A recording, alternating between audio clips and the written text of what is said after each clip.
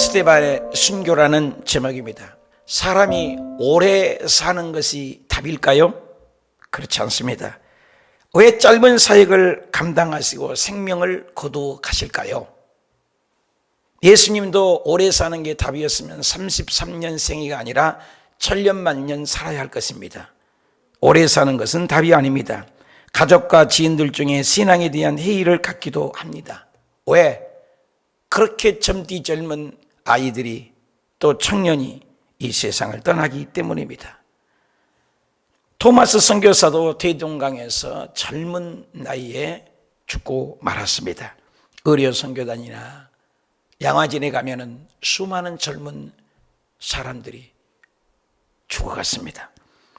인생의 평가는 중요한 기준이 무엇입니까? 오래 사는 것이 기준일까요? 얼마나 장수했느냐가 중요하지 않습니다. 스데반 집사도 젊습니다.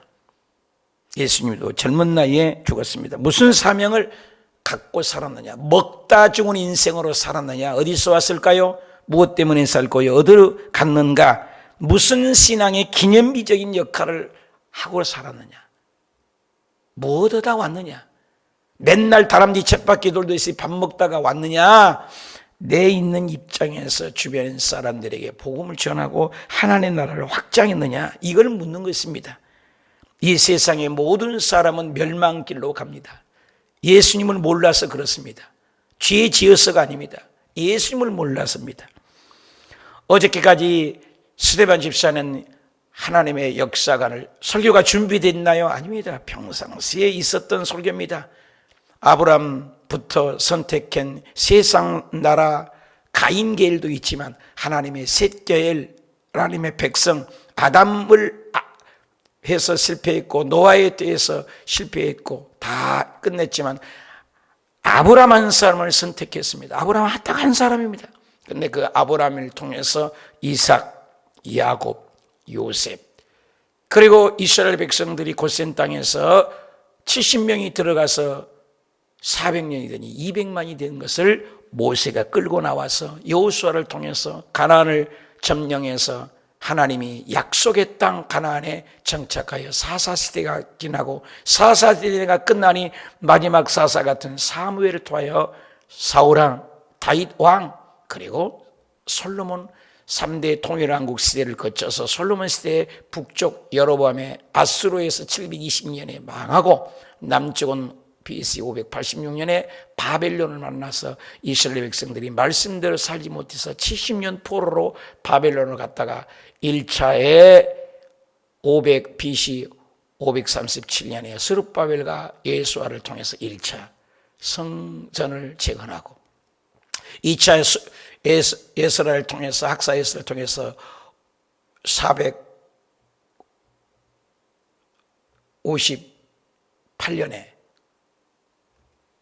학사 에스라를 통해서 말씀 부운동이 일어나고 셋째 느헤미야를 통해서 세 번째에 걸쳐서 BC 444년에 돌아와 이곳에 정착하여서 400년 공백기를 거쳐서 다윗의 뿌리인 예수 그리스도가 오셨다. 쭉 이렇게 설명을 합니다. 그런데 그때마다 메시아가 온다고 외언했던 이사야나 선지자나 하나님의 선지자들을 얘기했다. 다 죽였다. 그런데 그의 죄들도 너희들도 지금 그 죄가 있다. 그리고 보이는 성전만을 우상시하는 그런 못된 습관이 있다.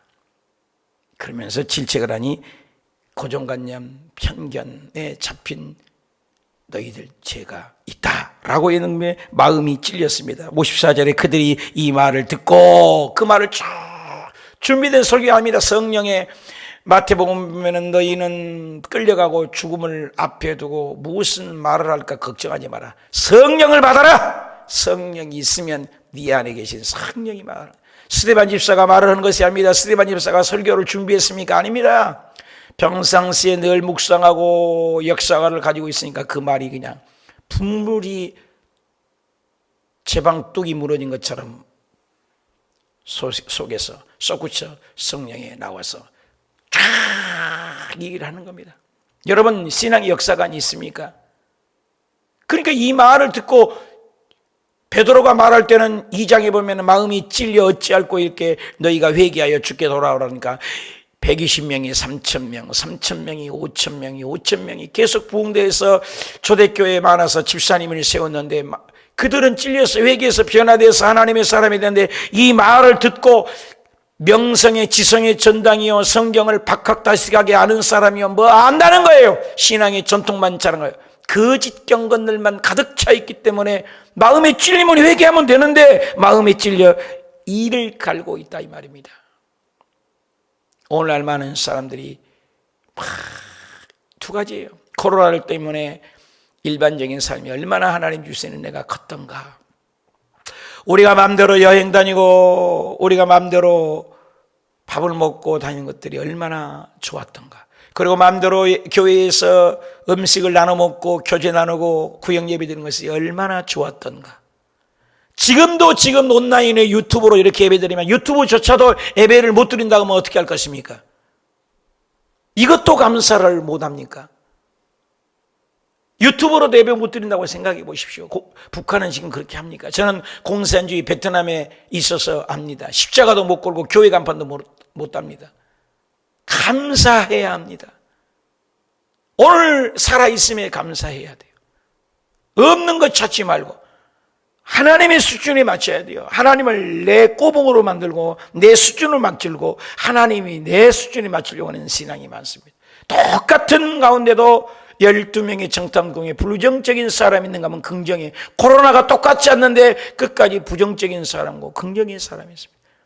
그런데 스데반 집사의 바울의 베드로의 설교에서 회개하여 구원받은 사람이 있는가 하면 여기에는 지금 마음이 찔리는 이를 갑니다. 여러분 하나님 말씀 들을 때 찔려서 회개하는 사람입니까? 찔려 이를 가는 사람입니까? 스데반이 성령이 충만하여 하늘을 울었습니다. 하늘 문이 열립니다. 하늘 문을 열면 닫을 자가 없고 닫으면 열 자가 없다 했습니다. 엘리야가 기도하니까 하늘 문이 여니까 비가 왔습니다. 하늘 문이 닫으면 3년 6개월 비도 안 올 때도 있습니다. 하늘 문을 열미 노아 홍수 때 비가 쏟아졌다고 했습니다. 하늘 문이 닫으니 비 한 방울이 안 왔습니다. 하늘 문을 열면은 하늘에 별과 같이 빛나는 것을 봅니다. 하늘에 문이 열렸습니다. 스데반 집사가 하늘 문이 어떨 때 열립니까? 성령 충만한 자에게 하늘 문이 열립니다. 믿음 충만한 자에게, 말씀 충만한 자에게 하늘문이 열립니다. 세상 사람들은 못 봅니다. 지금 있는 똑같은 사람들이 있지만 못 봅니다. 다 못 봤습니다. 스데반 집사에게만 하늘문이 열린 걸 보았다고 얘기합니다. 스데반 집사님이 성령이 충만하니까 하늘문이 열립니다. 우리 오늘 성령 충만해서 코로나의 문이 열린 걸 봅니까? 하늘문이 열리는 것 봅니까? 하나님의 영광을 보고 예수 그리스도께서 하나님 우편에 서신 것을 보고 하나님의 영광, 독사라는 말입니다. 오직 하나님의 영광을 본다. 예수 그리스도가 오른편에 있는 것을 본다. 놀라운 것입니다. 여러분 성령 충만해서 오늘 또 사업장에서, 직장에서, 현장에서 성령 충만하여 하늘문이 열린 걸 보시길 축복합니다. 말하되 하늘이 열리고 인자가 하나님 우편에, 왜 하나님의 우편에 예수님이 쓰셨습니까? 인자라고 표현을 했습니다. 예수님이 왜 일어섰어요? 앉아 계셔야지, 왕인데. 그런데 순교자에게는 일어섰다는 것입니다. 누구를? 스데반 집사를 맞이하려고. 일반적인 사람은 보지 못합니다. 오늘 기도하는 사람이 봅니다. 코로나 가운데 봅니다. 종말의 때 봅니다. 누구나 시작은 있습니다. 시작이 반이란 말도 있습니다. 아닙니다. 끝이 좋아야 합니다. 예수 잘 믿어야 합니다. 내일 죽을지 못 내일 죽을지 누구 합니까? 예수님 잘 믿어야 합니다. 동일한 말씀 가운데 회개하는 사람이 있고 동일한 말씀 가운데 이를 가는 자가 있습니다. 오늘 저와 여러분은 코로나 가운데 교만과 고집과 아집과 혈기로 가득한 것들은 무엇입니까? 아니면 내가 하나님의 말씀 듣고 회개하는 모습은 무엇입니까? 찔림이 올 때 여러분들은 어떻게 반응하고 있습니까? 57절에 그들이 큰 소리를 지르며 귀를 막고, 여러분 귀를 막고 있습니다. 일제히 그들에게 달려들었습니다. 큰 소리를 질렀습니다. 여러분 큰 소리 친 것이 다가 아닙니다. 말 듣지 않으려고 합니다. 사람을 경청하려고 합니다. 사랑하면 그 말을 경청하는데 하나님을 경외하는 영이 있으니 길을 막아버렸다면서요. 성 밖으로 내치고 스데반을 돌로 쳐서 증인들의 옷을 벗겼습니다. 예수님을 옷을 벗기고 예수님을 돌로 친 것처럼 스데반도 동일한 그 길을 갑니다. 사울이라 하는 청년 앞에 두니라 그들이 돌로 스데반을 치니 스데반이 부르짖어 이르되 주 예수여 내 영혼을 받으시옵소서 하고 무릎을 꿇고 크게 불러 이르되 주여 이 죄를 그들에게 돌리지 마옵소서 이 말을 하고자 하니라. 여러분, 돌로 치는 자입니까? 회개하는 자입니까? 여러분, 스데반 집사님은 하늘 문이 열리고 무릎을 꿇고 죄를 그들에게 탓하지 않았습니다. 오늘날 많은 사람은 남 탓을 합니다. 이 탓, 저 탓, 수없이 남의 탓을 합니다. 그런데 스데반 집사는 그 억울한 누명 속에서도, 요셉이가 그 억울한 누명 속에서도 누구를 원망하냐? 다니엘이가 포로 사자굴에 가도 사드락과 메삭과 아벤노고도 누구를 원망하지 않았습니다. 예수 믿는 사람은 원망하지 않습니다. 코로나 가운데 너무나 남 탓할 필요가 없어요. 기도해야 돼요. 회개해야 돼요. 무릎을 꿇었습니다. 주여 이 죄를 그들에게 돌리지 마시옵소서. 기가 막힌 기도 아닙니까? 우리는 얼마나 분내고 분통을 터뜨리고 화를 내지 않습니까? 죄를 인정하기 싫어서 그는 이를 갈고 있습니다. 하나님 영광, 길을 막고 더 큰 소리 친 것은 무엇입니까? 내 손에는 사람을 죽이려고 하는 무슨 돌을 가지고 있습니까? 말씀을 듣고 죄를 인정하는 사람입니까? 돌을 들어 누구를 치려고 그런 사람입니까? 스데반처럼 예수님을 닮아가게 하소서. 8장으로 넘어갑니다. 사울은 그가 죽임을 당함을 마땅히 달아 청년 사울입니다. 이제 나중에 그 청년이 변화돼서 13권이나 성경을 쓰는 그 현장에 이 스데반 집사의 죽음으로 말미암아 엄청난 사건이 변화가 됩니다. 성령이 임하고 베드로의 설교가 있고 스데반 집사가 첫 순교입니다. 스데반 하면 첫 순교로입니다. 순교자로 하나님이 인정을 했습니다. 기독교사의 가장 획을 긋는 첫 순교 스데반입니다. 천국에 갔다 왔던 장로교회 신성정 박사님은 천국에 가니까 가장 큰 사업이 바로 순교자의 하나님 보좌에 가장 가까이 있더라. 복음을 위해서 이 땅에 생명의 복음을 위해서 순교하는 자, 산순교, 죽음의 순교, 아무나 할 수 있는 것이 아니죠. 죽임을 당하는 것을 마땅히 그날에 예루살렘에 있는 교회들을 큰 박해가 있었습니다. 이제 스데반 집사를 통해서 많은 예수 믿는 사람을 핍박이 시작됩니다. 예루살렘으로 많은 사람이 왔다 하면은 이제는 스데반 순교로 말미암아 디아스포라에 뿔뿔이 뜹니다. 예수님의 예언이 성취됩니다. 복음은 창세기에도 너희가 생육하고 번성하여 땅에 충만하고 이 세상 모든 것을 정복하라. 근데 바벨탑 사건으로 안정복하고 자기들끼리만 인간의 이름만을 내려고 흩어지지 않을 때 바벨탑 사건으로 흩어졌습니다. 그런데 또 모이기만 하니까 예수님은 십자가에 죽고 부활하시고 마지막 예언은 너가 성령이 임한 증거는 성령 받고 은혜 받고 땅끝까지 예루살렘과 온 유대와 사마리아의 땅끝까지 복음을 전파해라. 그제야 이 세상이 종말이 오고 끝이 오리라. 예수님이 지상 최대 명령인데 우리끼리만. 그래서 예루살렘에서 다 모여서 있는 것을 하나님은 그걸 흩으셨어서 복음이 땅끝까지 전파되는 하나님의 역사였던 것입니다. 다 사도 외에는 다 유대와 사마리아 모든 땅으로 어떻게 했어요? 흩어지니라. 성령 받고 우리들끼리만 좋아하니까 하나님이 교회를 짜겠다는 그 말이 있습니다. 스데반 집사의 순교가 굉장히 키포인트입니다. 성령 충만하면 흩어지라는 거예요. 복음 전하라는 거예요. 복음을 전하라. 경건한 사람들이 스데반을 장사하고 위하여 크게 울었더라.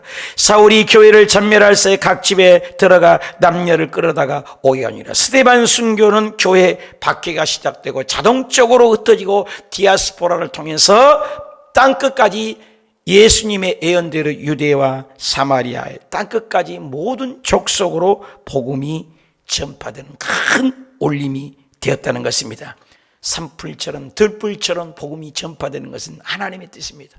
많은 사람들은 벌레의 눈을 갖고 내 축복, 내 가정, 내 건강 이런 시야에 좁은 시선을 갖습니다. 하나님은 아브람부터 세계사입니다. 아브람아, 내가 너를 통해서 모든 민족이 복을 얻으리라. 모든 민족. 아브라함이 홀로 난 수 있지만 너를 통해서 모든 민족의 복음을, 그 복음이 계속해서 이스라엘 백성들을 향해서 땅끝까지 주변 사람들에게 하나님을 알리고, 그리고 예수 그리스도를 올려서 또 땅끝까지 알리는 것이 세계사입니다. 성경은 세계사예요. 그래서 성경에는 고레스 왕도 변화시키고 느부갓네살 왕 마음도 움직이시고, 그때마다 하나님은 이방인의 왕들도 주관하고 통치하시고, 그리고 성경에는 이스라엘 나라만 예언한 것이 아니라 주변에 아수르도 예언을 하고 바벨론도 예언하고 메데바사라는 나라도 예언을 하고 또 헬라의 제국도 예언하고 로마의 제국도 예언하고, 지금 있는 나라들도 하나님 말씀을 하고, 미국도 중국도 다 하나님이 통치하고 다스리고 말씀하고 계신다는 겁니다. 하나님은 세계사예요. 그러므로 우리 예수 믿는 사람들을 통해서 하나님 나라가 번지고 확산되길 원합니다. 사랑하는 여러분이, 우리 호수고의 가족 여러분이요, 여러분이 있는 현장에서, 직장에서, 학교에서, 구멍가게에서 만나는 사람에게 이 복음이 전파되는 그곳이 바로 땅끝입니다. 전하지 않으면 우리를 흩으실 것입니다.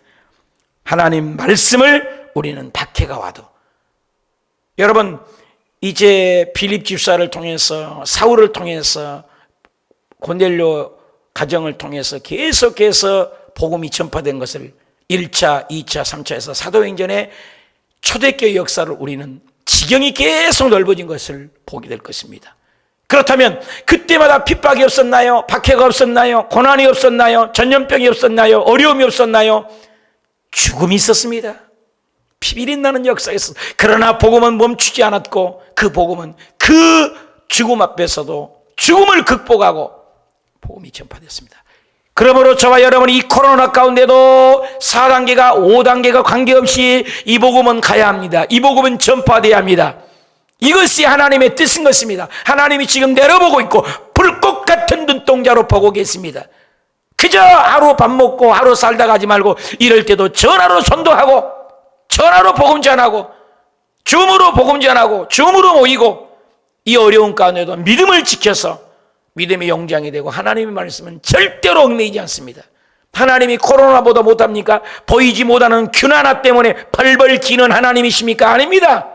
죽음이 오도, 오늘 죽어도 내일 죽어도 우리는 다 한 번 죽습니다. 안 죽을 사람 없어요. 그러나 오늘 내가 누구에게 복음을 전했는가? 스데반 집사는 목숨을 걸고 복음을 전했는가? 우리에게 굉장한 시사한 바가 큽니다. 마지막이 좋아합니다. 여러분, 복음을 전하다가 죽은 거 얼마나 멋있습니까? 코로나 가운데도 복음을 전하다가 죽었다. 멋있잖아요. 내일 일은 난 몰라요. 한 번은 다 죽습니다. 그러나 그 죽음이 스데반 순교처럼 아름답게, 예수님의 죽음과 함께 스데반 집사님처럼 그렇게 많은 장을 할애하고 그렇게 많은 죽음을 멋있게 표현한 것은 스데반과 예수 그리스도 외에는 없습니다. 순교라는 것이 그렇게 멋있는 것입니다. 여러분, 오늘도 현장에서 복음을 위하여 순교하고 말씀 전하고 생명을 전하는 우리 모두가 되어 예수가 그리스도다, 예수 믿어야 천국 간다, 코로나보다도 크신 예수님, 만왕의 왕, 만주의 주, 통치하신 하나님, 이 가운데도 복음을 위하여 살아가는 변함없이 전염병 가운데도 코로나 가운데도 일하신 하나님, 지금도 번연히 살아계신 하나님을 전하는 저와 여러분이 될 때 멋진 인생 살아내시길 축복합니다.